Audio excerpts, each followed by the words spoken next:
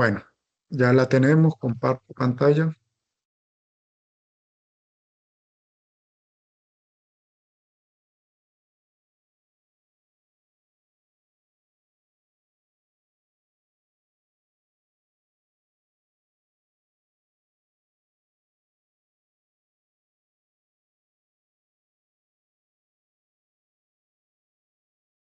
Bueno, continuamos entonces. Vamos a hablar ahora de lo que son recipientes de presión de pared delgada. Decía al principio de la clase que estos recipientes eh, ya lo hemos estudiado en mecánica de materiales 1. ¿Cuáles son las hipótesis que tenemos que tener en cuenta en la teoría de membrana, ¿no? La relación radio entre espesor es mayor o igual a 10. Hay que tener cuidado, verifiquen este número, ¿sí? No está de más que no haya escrito de manera ilógica, pero porque a veces está al revés, ¿no? Hay bibliografía que lo presenta. El, el espesor en el numerador y el radio medio en el denominador, y pues sabemos que ahí cambia el signo de la desigualdad. El esfuerzo radial se puede considerar nulo en estos casos, ¿sí? Porque o es nulo o los valores tan pequeños que se aproximan a cero comparado con los valores de los otros esfuerzos. Sin embargo, yo me atrevo a decir algo de estudiante que nos pasó en pregrado, que nos daba un valor pequeñito. Voy a decir algo como decir 2 megapascales, cuando mucho era 5 megapascales, ¿no? Y estaba presente ese esfuerzo, ¿no? Y los otros dos nos daban muy grande, ¿no? Y uno quedaba, ¿y qué carajo hago yo con esto, con este valor? Otros ni siquiera pensaron en calcular y muchas cosas, ¿no? Ojo con esos detalles. Esos son detalles propios de los exámenes. Los esfuerzos se consideran casi uniformes a través del espesor, ¿no? En recipientes de pared delgada sometido a presión interna, se generan dos esfuerzos normales en los elementos diferenciales distanciados en los extremos. Esos son los esfuerzos tangenciales y los esfuerzos longitudinales, ¿sí? Los observamos en una cara del elemento diferencial del sólido, que está pintada en color verde. Al ser tan delgada el recipiente, no hay un espesor notorio, por eso decimos que en ese eje, que lo podemos llamar, eh, no lo quiero llamar Z porque usamos Z en ordenada cilíndrica para el eje longitudinal. En ese, como la pared es tan delgada, no hay no hay una resistencia como tal para que origine ese esfuerzo y con una influencia concreta, ¿no? Y bueno, los esféricos nos damos cuenta que los longitudinales son iguales a los tangenciales. No hay un eje longitudinal como tal. Entonces todos los trabajamos como esfuerzos tangenciales o de circunferencia. Que ustedes también vieron otro nombre para ello, que se llama esfuerzos de costilla. Esa fue la primera parte que se colocaron al principio, ¿no? Se usaba ese término.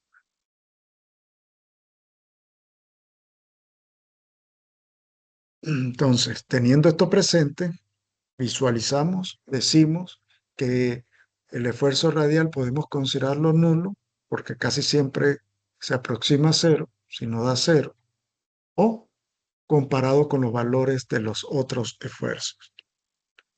Un valor muy pequeño, y si calculándolo nos damos cuenta, podemos obviarlo, depende de cómo sean los otros valores.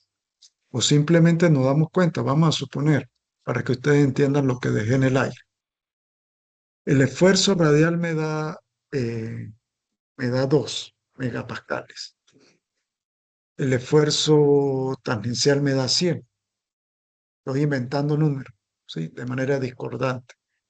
Y el esfuerzo longitudinal me da, si dije 100, vamos a poner que sea 60, ¿sí? Existe el esfuerzo radial, vale 2 megapascales. Ah, bueno, yo lo puedo obviar, pero tengo que fundamentarme por qué considero que 2 es muy pequeño en comparación a eso. Segundo, vamos a suponer que son esos 2 megapascales, pero el esfuerzo tangencial me dio, vamos a poner, vamos a ponerlo como 40 megapascales.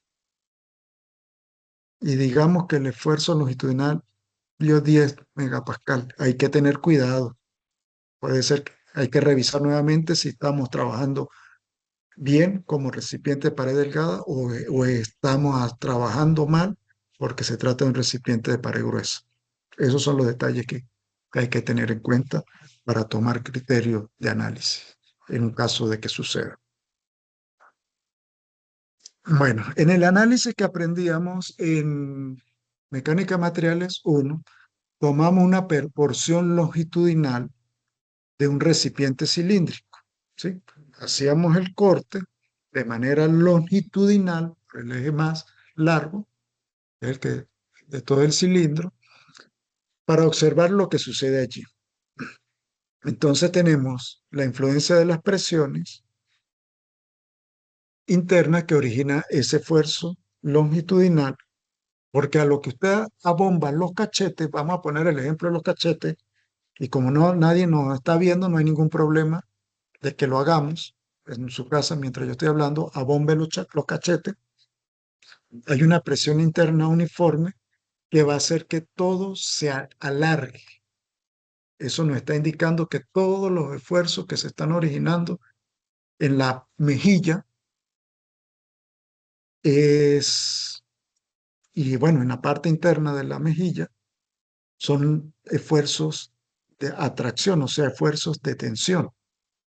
Entonces ya tenemos eso presente. ¿Qué tenemos, qué tenemos que tener en cuenta? La parte radial para saber el espesor, para verlo allí. Y vamos a aplicar algo que yo les decía a los que son estudiantes míos que vamos a usar mañana, tarde y noche. Y no solo en mecánica de materiales, está mecánica de fluidos y están materias derivadas de ellas. Aplicamos las ecuaciones de equilibrio de Newton, ¿sí? Aplicamos condiciones de equilibrio estático y hacemos una sumatoria de fuerzas en ese eje longitudinal para poder determinar la ecuación de los esfuerzos longitudinales. Pero cuando nosotros aplicamos las ecuaciones de Newton, no podemos usar ni presiones directamente ni esfuerzos. Tenemos que descomponerlo en fuerzas. Por eso que se habla de sumatorias de fuerzas. Eso significa, y hay que tenerlo claro, que descomponemos la presión en fuerza. Y sabemos que la presión es fuerza entre área. Y sabemos que los esfuerzos lo tenemos que descomponer en fuerzas. Y ahí hay que tener cuidadito que es lo que estamos aplicando, ¿no? No vamos a decir simplemente que son esfuerzos es igual a fuerza sobre área. Pero puede ser que sea esa ecuación, ¿no?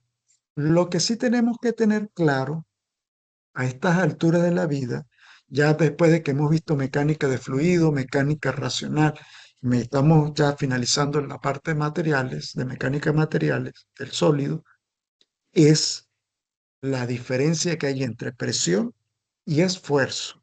No es lo mismo, aunque al definirlo sean muy similares. Repasen esas cosas. Si no saben alguna cosa, pregunten en algún momento cuando se vuelva a presentar la ocasión.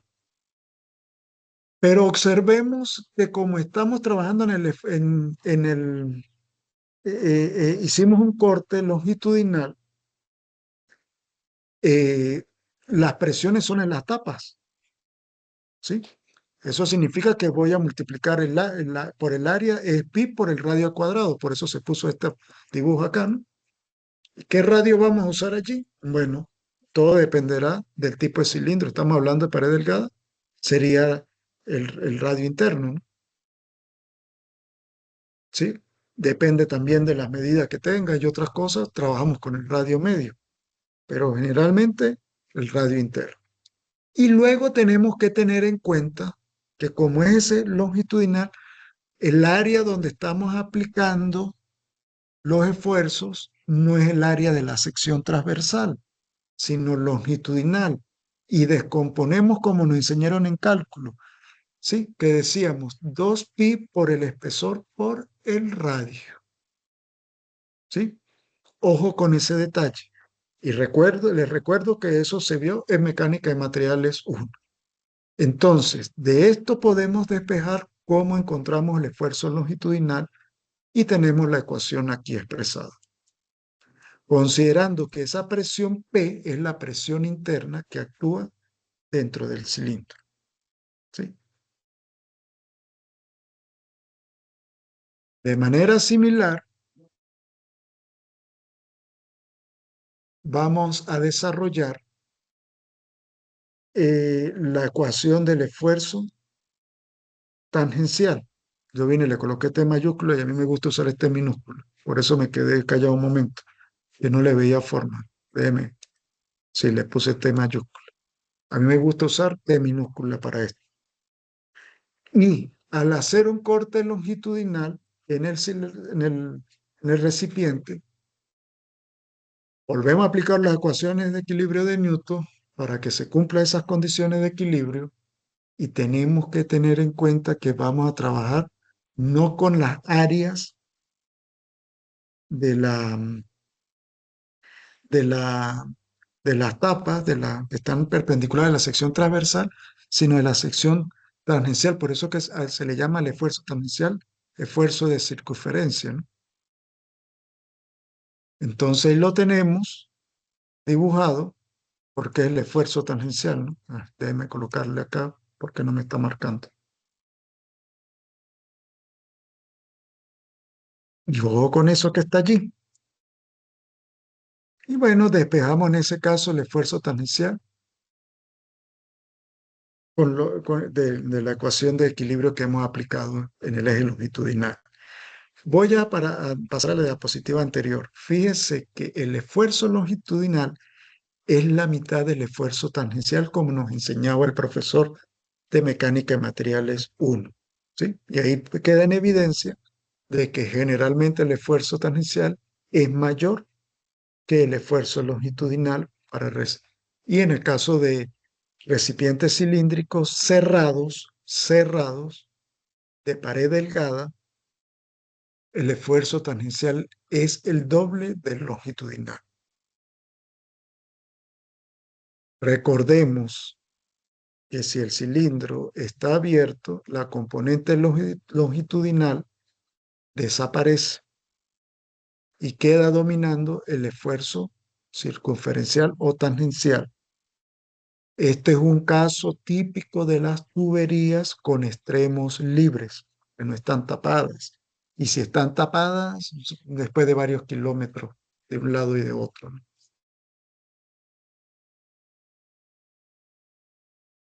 En el caso de los recipientes esféricos, hacemos algo similar, hacemos el corte respectivo. Aquí hacemos un corte por que nos toque considerar que esté bien, que dé simetría, lo que quiero decir, para que podamos aplicar la ecuación de equilibrio de Newton y nos damos cuenta que el esfuerzo tangencial va a ser siempre igual al radial, perdón, al longitudinal. Bueno, el radial, porque tenemos el radio, ¿no? El longitudinal no hay acá, el, por la forma de la esfera, ¿no? Es igual al radial y tenemos la ecuación que se determina allí. Ahora, ¿qué sucede con los recipientes de presión de pared gruesa?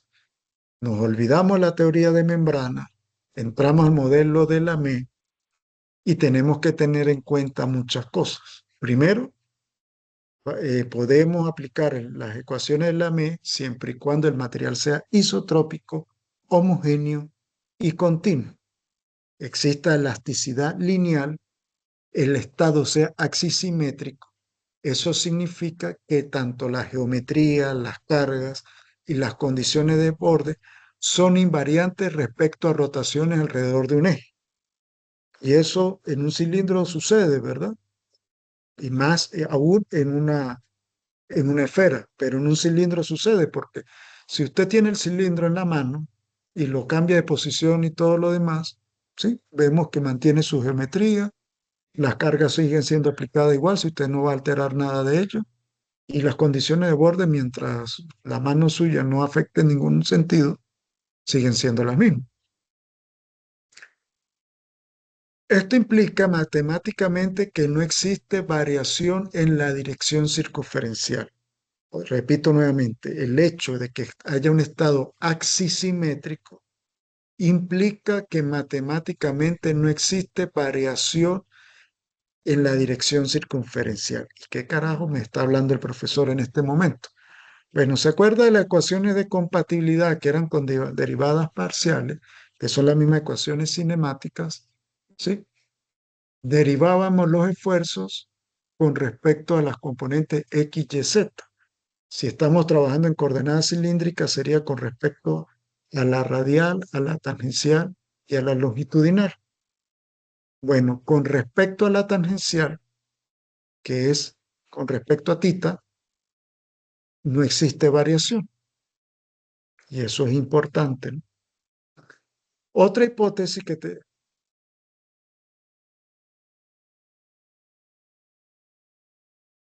otra hipótesis que tenemos que tener en cuenta es que la aplicación de cargas estáticas no origina pandeo y la presión externa que estamos aplicando no es, si en caso de que sea superior a la presión interna, es una variación no significativa para considerar abolladura para que se produzca el pandeo. Y tenemos que tener en cuenta que se cumplen las ecuaciones de compatibilidad clásicas. Cuando yo digo ecuaciones de compatibilidad clásica, por eso fue que le dedicamos esa unidad a la parte 1, a la parte matemática, visualizamos de una vez, ¿sí?, esas ecuaciones cinemáticas de derivadas parciales, eh, de, de las deformaciones con respecto a las coordenadas, en este caso cilíndricas, ¿no? En la unidad 1 lo veíamos con respecto a las coordenadas rectangulares. Rectifico, perdón, lo que dije anteriormente. Creo que dije, ahorita no, al principio dije que esfuerzos con respecto a las derivadas parciales, los esfuerzos con respecto a las coordenadas cilíndricas. Las ecuaciones cinemáticas son las derivadas de las deformaciones con respecto del, eh, la derivada del campo de desplazamiento con respecto a las coordenadas cilíndricas, y eso me va a dar las deformaciones. Ahora sí lo dije correctamente, como debe ser, ¿no? Bueno, si se cumplen estas hipótesis, podemos aplicar directamente las ecuaciones de Lamé. Fíjese, las hemos colocado de una manera lo más sencilla posible, tomadas o bien del Norton o del Chigle, por su sencillez. Y así la vamos a usar nosotros con los subíndices en letras minúsculas. ¿Sí? Y fíjese que hay una relación. ¿Y de dónde salen esas ecuaciones? También hay que aplicar las ecuaciones de equilibrio de Newton, de mecánica racional, y eso va a quedar para una tareita que van a tener que desarrollar con lo que es la forma de evaluación de eso. Porque de qué me vale pasar acá media hora, 40 minutos, mostrándole cómo se demuestra eso, ¿sí?, si no me van a parar. Y cuando vean las grabaciones, se los aseguro que lo van a pasar de largo. Y no es nada tampoco difícil de aplicar. Estas ecuaciones de Lamé son expresiones canónicas. Se obtienen del equilibrio radial más la compatibilidad, o sea, las ecuaciones de compatibilidad más la ley de Hooke generalizada. O sea, que tenemos que tener en cuenta ello, ¿no? Y recuerden la ley de Hooke generalizada para el estado tridimensional y para estado plano. Observemos que el esfuerzo radial es compresivo, es de compresión en la cara interna, cuando hay presión interna, como le indiqué anteriormente, y el esfuerzo tangencial, como también dije anteriormente, suele ser máximo en la cara interna. Ajá. ¿Y qué carajo es la menos? ¿Sí? Cualquiera piensa cualquier cosa menos que un apellido, ¿no?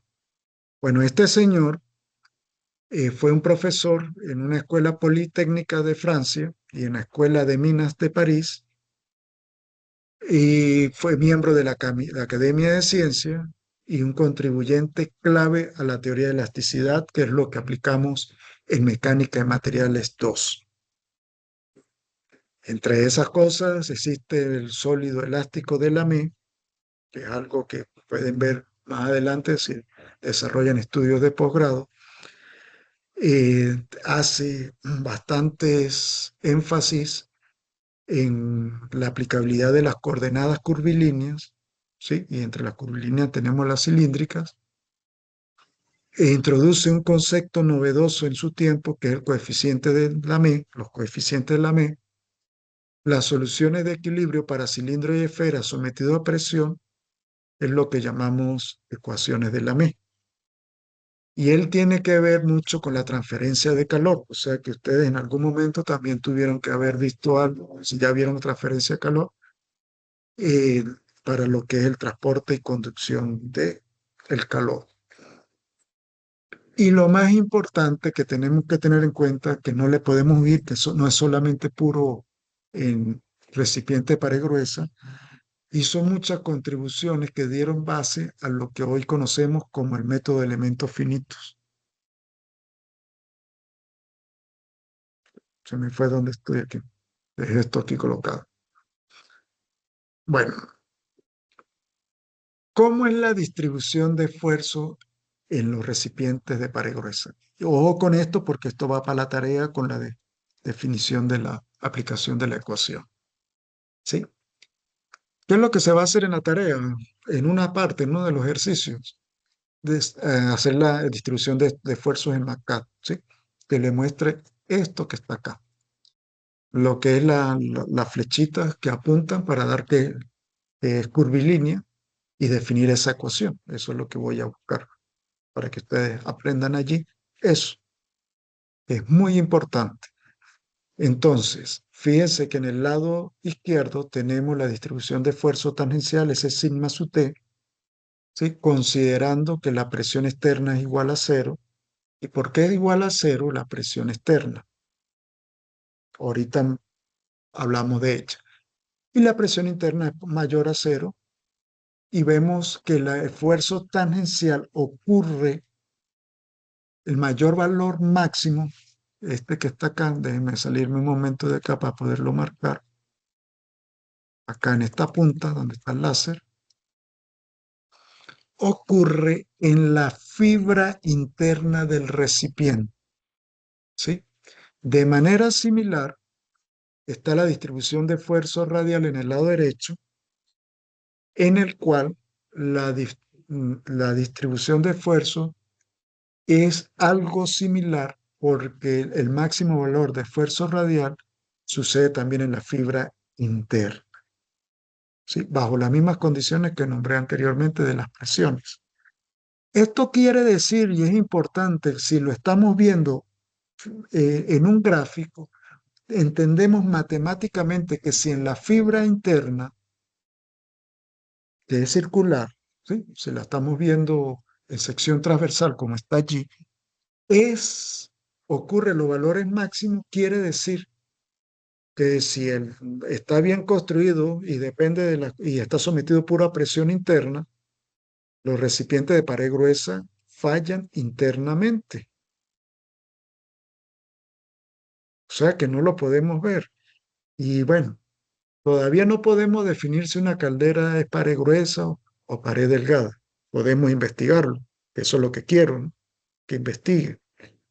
Y es algo sencillo. Se lo pueden preguntar a Google, se lo pueden preguntar a que le va a dar la respuesta de una vez Gemini o Copilot, si usa Copilot, si usa el buscador de Microsoft. Y lo van a obtener esa respuesta de una manera rápida, ¿no? Puede ser que se den cuenta, epa, hay casos que son de pared delgada, otros que son pared gruesa, o puede ser que se encuentren, no se pueden usar de pared delgada, no se pueden usar de pared gruesa, solamente un solo tipo, ¿no? Investiguen, por favor, ¿sí? Lo que sí tenemos que tener en cuenta es que allí, mientras esté sometido a pura presión interna, esté presurizado, la falla va a ocurrir internamente. Pero vas allá, vamos a suponer. Cuando ustedes estén haciendo sus pasantías, si tienen la oportunidad de tener una caldera, como le ha pasado a muchos, me llamó la atención, fue el caso de Leonel Fernández, me imagino que alguno de ustedes lo conoce, que acabó de graduar hace días, estuvo en Indulac en el Vigía, trabajó con la parte de caldera y tuvo la oportunidad de ver que la pararon completamente para limpiar el hogar y revisar, hacer la inspección interna del hogar para buscar la fisura, ¿no? Estamos en Venezuela, casi que eso lo hacen visual, pero eso debería haber equipos técnicos porque una fisura, si ya está la grieta visible, debería pararse todo, ¿no? Sino tener la precaución de ir revisando microfisuras, cosas que el, el ojo humano no pueda ver, ¿no? Bueno. Vamos, antes que se me olvide, ¿por qué la presión externa es igual a cero? Si alguien tiene la respuesta, por favor, tome el micrófono y la da. No importa si cometen algún error, pero sé que sabe la respuesta.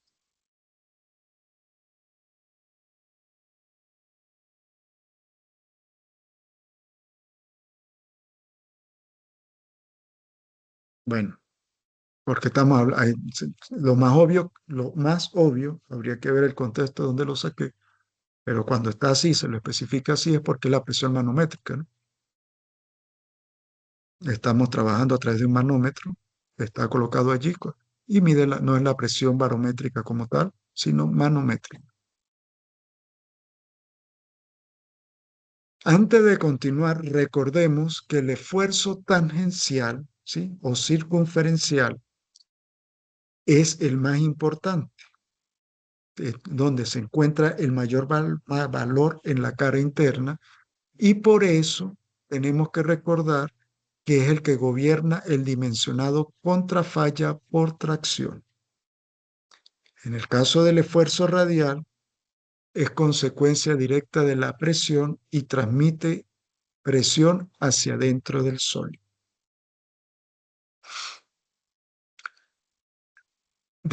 ¿no? O sea, hacia las paredes, lo que tenemos ahí. Hay una distribución desde la pared interna a la externa, para que no se vaya a malinterpretar. Pregunta, ¿tienen la respuesta? ¿Quién quiere participar? Ya sabe que no hay ningún problema si contesta de manera inadecuada. ¿Por qué no muestro la distribución de esfuerzo longitudinal? Hay varias respuestas, ¿no? Pero hay una que me la pueden dar directamente.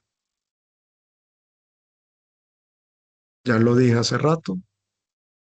Eso significa que el esfuerzo es longitudinal, se mantiene uniforme. Y si es de pared, si es abierto, pues vale cero. Pero si está cerrado, se mantiene uniforme y tendríamos que buscar la sección longitudinal para visualizarlo, que sería algo así como lo que hacemos en mecánica de materiales uno, de colocarlo de manera eh, uniforme cuando el elemento está sometido a carga axial. Por la hora, si no me responden la próxima vez, mando a prender cámaras a ver quién está conectado, porque siento que estoy hablando solo.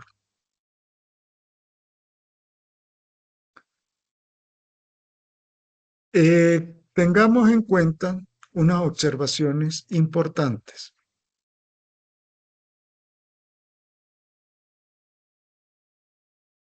Primero, el campo de desplazamientos depende solo de R, o sea, del eje R, del eje radial, ¿sí? Porque forma un campo radial, ya que las cargas, la geometría y las cargas son axisimétricas. Al tratarse de un estado axisimétrico, la acción de la presión no genera desplazamientos tangenciales. Por lo tanto, no hay gradiente tangencial, o sea, circunferencial, y mucho menos existe torsión. Por lo tanto, no aparece esfuerzos cortantes. Eso significa que las condiciones de contornos originadas por la presión originan esfuerzos normales únicamente, sin tracción tangencial. Y repito nuevamente, no se forma desplazamientos tangenciales, por lo tanto, no aparece esfuerzo cortante. No existe esfuerzo cortante, aquí sí voy a escribirlo,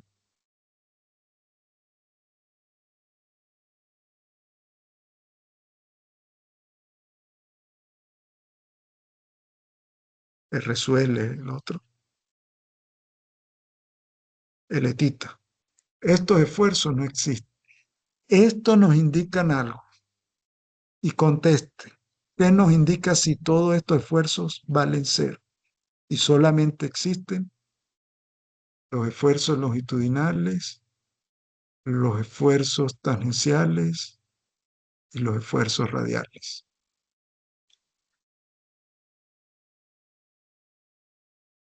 A ver, prenda la cámara para ver quién está conectado.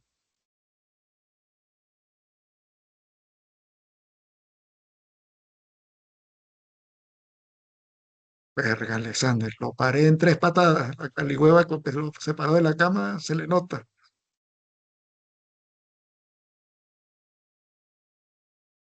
Profe, yo ahorita no tengo cámara porque me cambié la computadora, pero aquí estoy. Debe estar en paños menores entonces. Yonder, ¿dónde se fue a hacer la cena? Jesús, como siempre. No, no, tengo el internet malo. Ya despertaron. Me falta Emerson y Luis Enrique. Bueno, continuamos. Así como yo estoy haciendo el sacrificio con el pie, ustedes también pongan de su parte, que es importante todo lo que le estoy diciendo, ¿no? Continuamos. Ay, aquí cómo vuelvo. Ay, a ver, de compartir, vuelvo a colocar.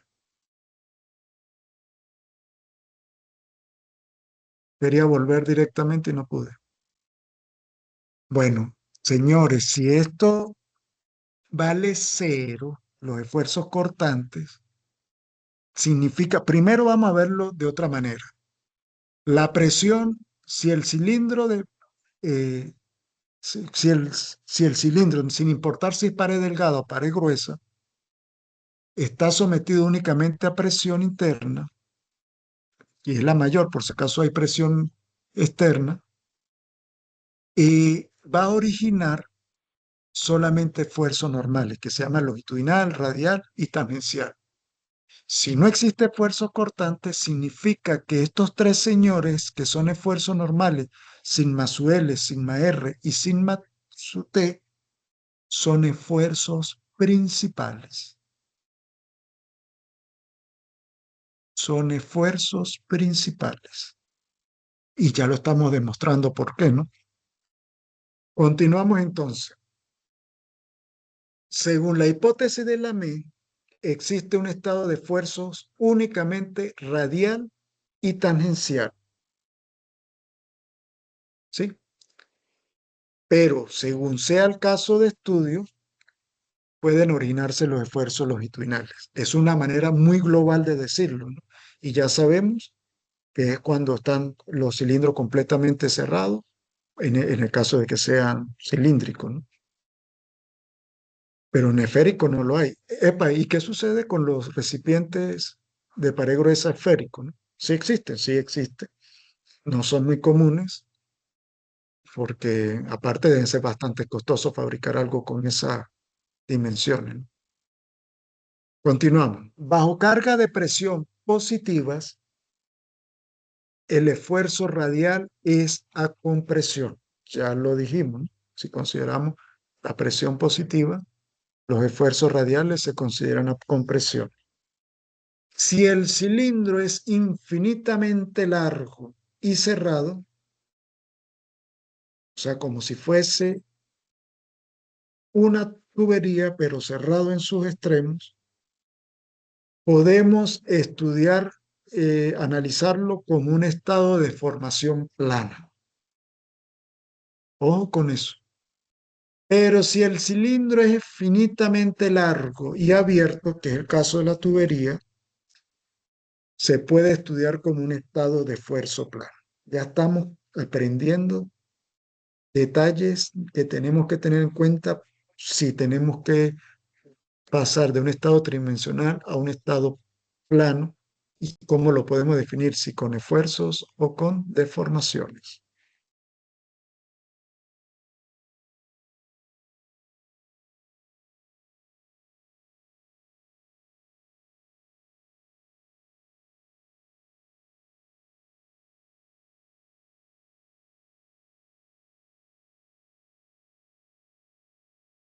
Una pregunta,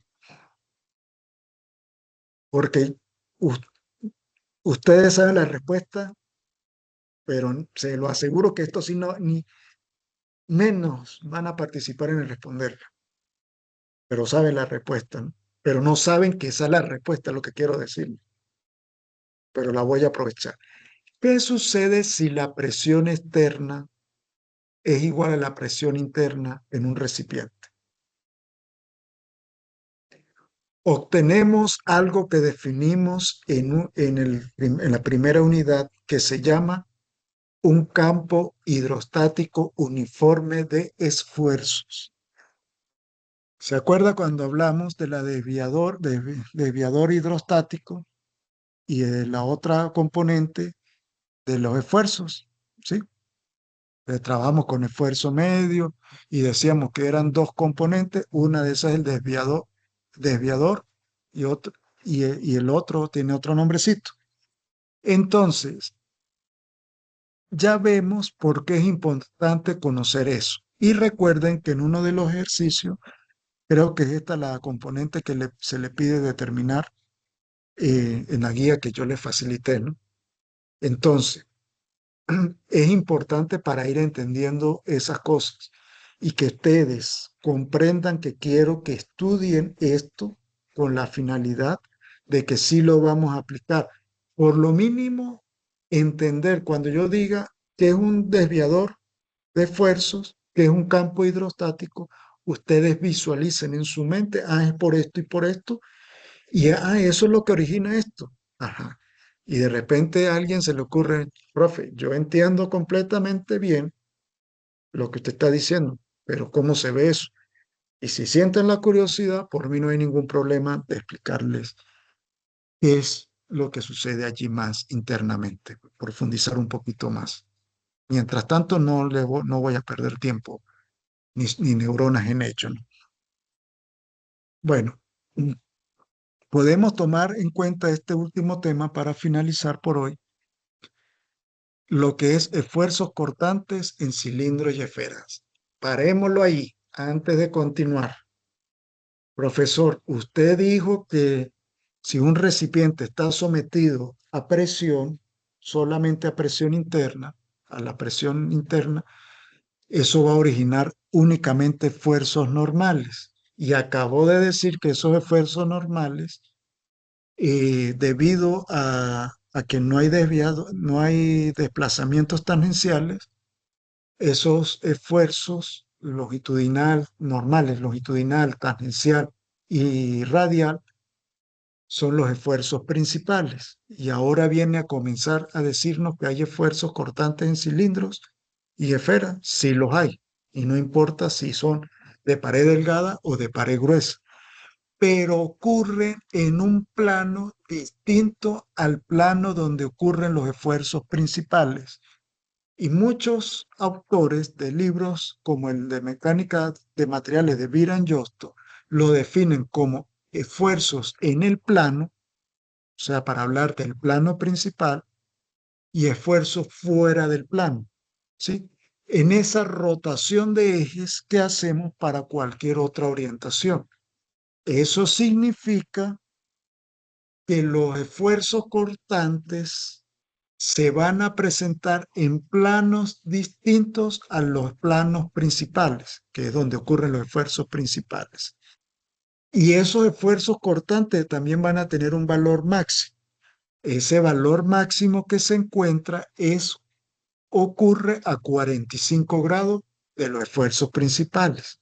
Ya hablaremos un poquito más adelante sobre eso. Lo que sí quiero que entendamos acá, que es importante volver, es a dibujar algo que necesito que entienda. Este es el sólido, el garabato, con cualquier forma que podamos ver. Y de alguna manera está, bueno, primero está sometido a cargas axiales.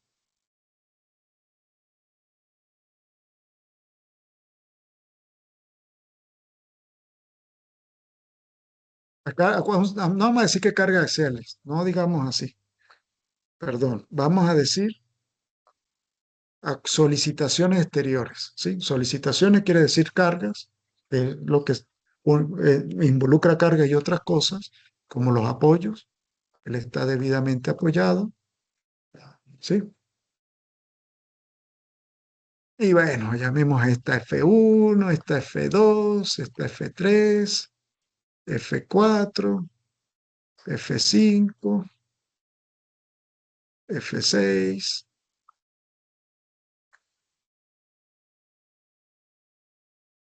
Y yo de alguna manera también está sometido, que ya podemos, por mecánica de materiales, uno decir que hay un campo de presión interno uniforme. O sea que ya podemos hacer el dibujito más avanzado, presión interna. Y vamos a copiarnos del chicle. Una P sub 0 igual a 0.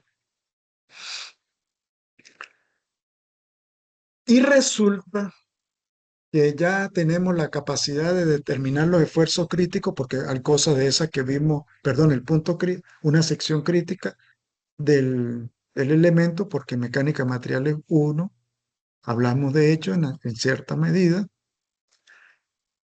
Y bueno, en esa sección crítica, una sección crítica puede ser esta, ¿sí? Una sección transversal, determinamos que el punto del centroide, vamos a llamarlo punto Q, es el punto crítico.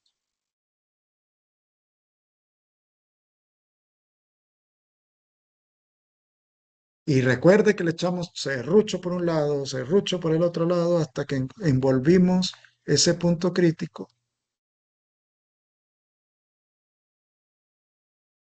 en un bloquecito de Lego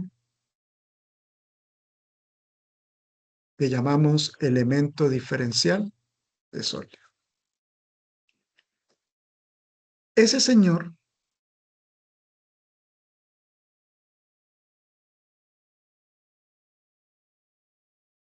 vamos a ponerlo ya diferente. Estoy inventando, ¿no? No quiere decir que ese sea el orden.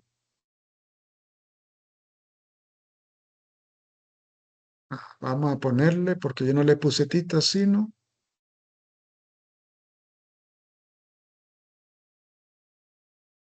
tenemos esto. Porque el dibujito que estamos colocando allí eh, puede ser que sea un recipiente, ¿no? Pero acá, con toda esa fuerza, sí va a haber esfuerzos tangenciales. Vamos a dibujarlo así simplemente como por tener una idea, para no ponernos a perder tanto tiempo. Cuando yo encuentro los esfuerzos principales, es cuando es a un ángulo después de rotar el cuerpo, por eso que lo envolvemos, ¿no? El punto en un cubo para poderlo rotar. ¿Sabes? Y ellos cambian de dirección. Ahí hemos encontrado esos planos principales. Y luego, si lo roto 45 grados más para un lado, para otro, probablemente, que lo más seguro,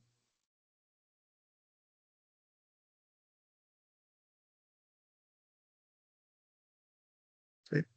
Que quede así algo todo mamarracho. Eso es lo más seguro que quería decir.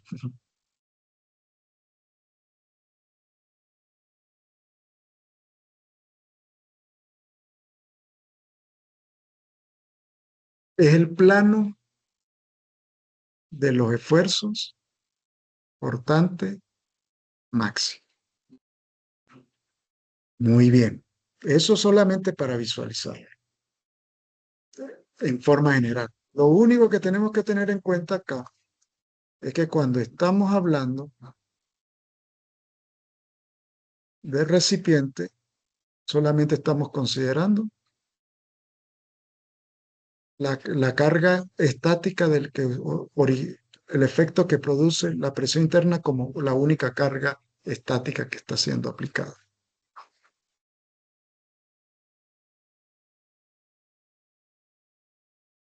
Es lo más importante que me interesa acá. ¿Sí? Y bueno, esos esfuerzos que se originan, que son esfuerzos normales, son los mismos principales, tanto para pared delgada como pared gruesa. Lo único que en pared gruesa usamos las tres componentes. En pared delgada solamente hay dos. Pero quiero que tengan en cuenta eso. Ese puntico que yo dibujé y que lo envolví en el elemento diferencial de sólido, que yo lo voy a rotar en el círculo de Moore, ¿sí? Los 360 grados. Ustedes se imaginan que es un círculo, no voy a perder media hora ahí haciéndolo. Me cuesta en el pizarrón, imagínense, ¿no? Con una tableta gráfica, que es más sensible. Acá están los esfuerzos principales, ¿sí? Sobre ese eje. 45 grados, según las ecuaciones, que es donde ocurre el esfuerzo cortante máximo, se dibuja a 90 grados, como nos enseñaron en, en mecánica de materiales 1, ¿no? Aquí para este encuentro, los esfuerzos cortantes máximos. Cada uno de estos puntos es el mismo punto que lo estoy cambiando de orientación. Es este mismo punto que está cambiando. De 0 grados, que es donde está el esfuerzo principal, va cambiando, va cambiando, va cambiando y va llegando. ¿Sí? Hay infinidad de puntos. O sea que yo lo estoy rotando constantemente. Entonces, si en este eje ocurren los esfuerzos principales y en este ocurren los máximos, quiere decir que en todos los demás puntos siempre van a haber esfuerzos normales y esfuerzos cortantes.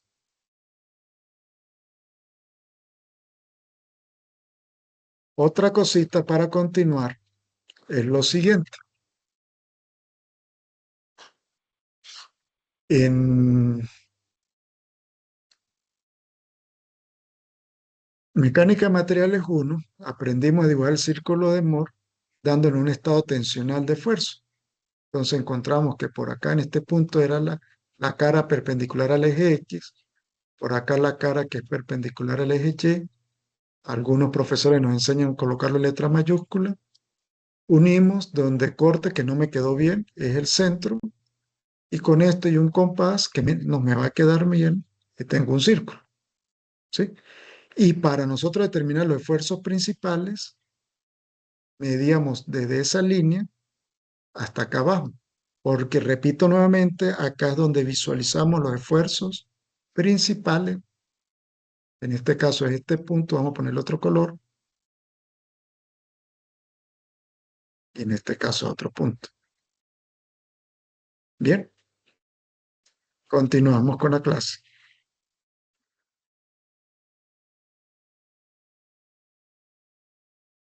Recordemos lo que es el tensor de esfuerzos, pero ahora aplicado en sistema de coordenadas cilíndricas. Si el cilindro o esfera que está presurizada, entonces ya sabemos que no va a haber esfuerzos cortantes.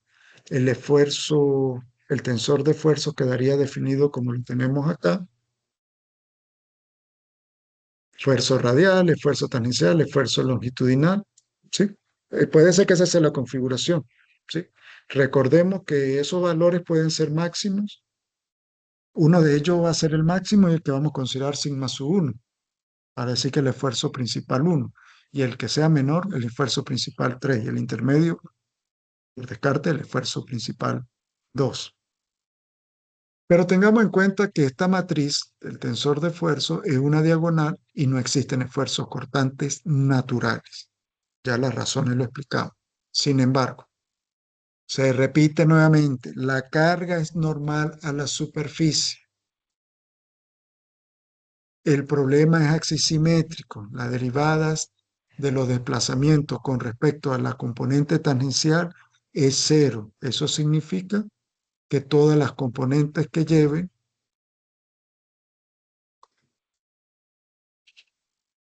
R tita, RL o L tita vale cero. Bueno, ya saben que tita es lo mismo que t, ¿no? El desplazamiento es solo radial y los planos naturales coinciden con planos principales. Para eso fue que lo expliqué anteriormente, no perder acá tanto, que lo visualicen mejor. ¿Seguí repetirla? Sí, no borré, después le acomodé el cuadrito y no lo acomodé. ¿Qué sucede cuando rotamos los ejes? ¿Sí? Ya lo expliqué. Eso me indica que van a aparecer esfuerzos cortantes, pero tienen un valor menor a los principales en ese momento. ¿Y qué tenemos que tener en cuenta? Que esa variación que nos enseñaba, ese cambio de posición del punto que nos enseñaban en mecánica de materiales 1, y decíamos que era con respecto a un ángulo tita, aquí lo he colocado con un ángulo phi, por esta razón. Esos esfuerzos tangenciales, generalmente en coordenadas cilíndricas, se coloca con tita. Entonces, para que no haya confusión, colocamos phi para indicar la dirección de los planos. Ya sabemos que ese esfuerzo cortante se define entre el esfuerzo máximo y el esfuerzo mínimo de los esfuerzos principales, dividido entre 2, y considerando el ángulo que, que, distancia el plano inclinado con respecto al plano principal, ¿sí? Tengamos presente que estos esfuerzos cortantes máximos ocurren en la fibra interna del recipiente, porque es allí donde el esfuerzo tangencial y el esfuerzo radial alcanza sus valores máximos, como lo dije anteriormente. Entonces, por deducción, si eso está ocurriendo en la fibra interna del cilindro, podemos decir que el esfuerzo cortante máximo ocurre en esa misma fibra. Y volvemos a entender lo siguiente de la manera más práctica. Tenemos recipientes cilíndricos, estoy viendo atrás del pie. Eh, Vamos a visualizarlo mejor, ¿no? Lo dibujamos para recipientes cilíndricos de pared gruesa. El esfuerzo principal eh, que sería el tangencial, y este sería el esfuerzo longitudinal, ¿no? Si vale cero, ¿qué me está indicando? Que este cilindro es con las tapas abiertas, o al menos una de ellas,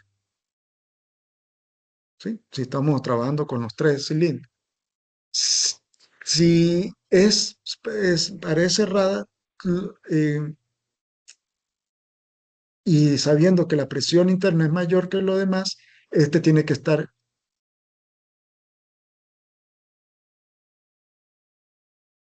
uno de ellos debería estar para el lado izquierdo para que sea compresión, ¿no? Pero cambiaría la posición de quién es el sigma B y quién es el sigma 2 y el sigma 3. Si están completamente para el lado derecho, ¿qué tenemos que tener presente? Que todo está en atracción. Entonces, el esfuerzo radial para que esté atracción, no a compresión, como le dije, quiere decir que la presión externa, lo más seguro que es mayor, siempre y cuando sea presurizado. Podemos deducir eso. Habría que ver el contexto, ¿no? Lo estoy diciendo de una manera muy generalizada.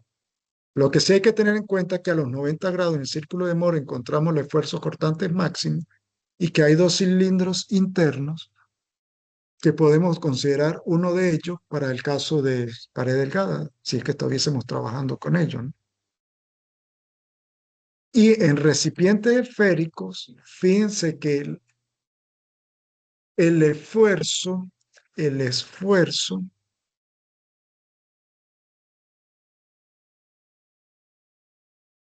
principal en el punto A y B es el mismo, es un punto. Y eso nos lo enseñó la mecánica de materiales 1, ¿no?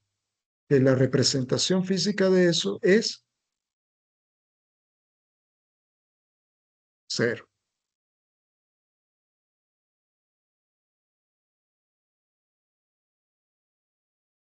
Entonces, tengámoslo presente. Bueno, me va a tocar que hacerlo en el otro lado porque aquí no me va a servir.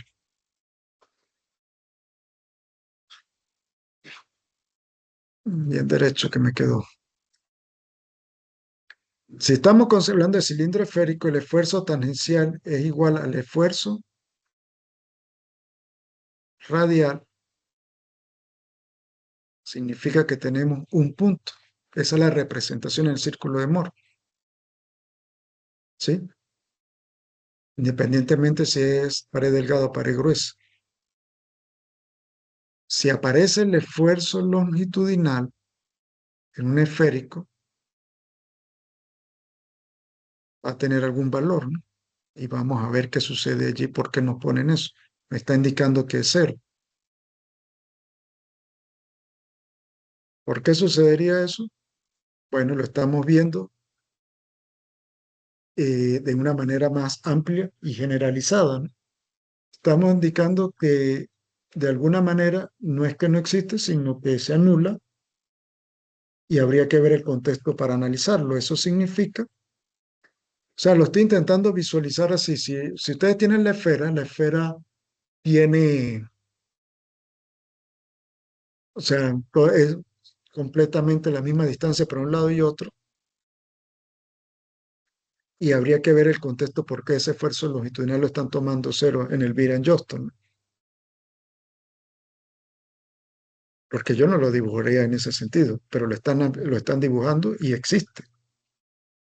Entonces tendríamos que revisar en ese caso las condiciones dadas para ello. Estos tres puntos nos quedarán para mañana, Dios mediante. La clase de mañana, yo les aviso la hora, va a ser más o menos 4:30, 5. Tengo que revisar a qué hora tengo tribunal de defensa de tesis y con el favor de Dios terminaremos mañana el tema. Paramos acá la clase.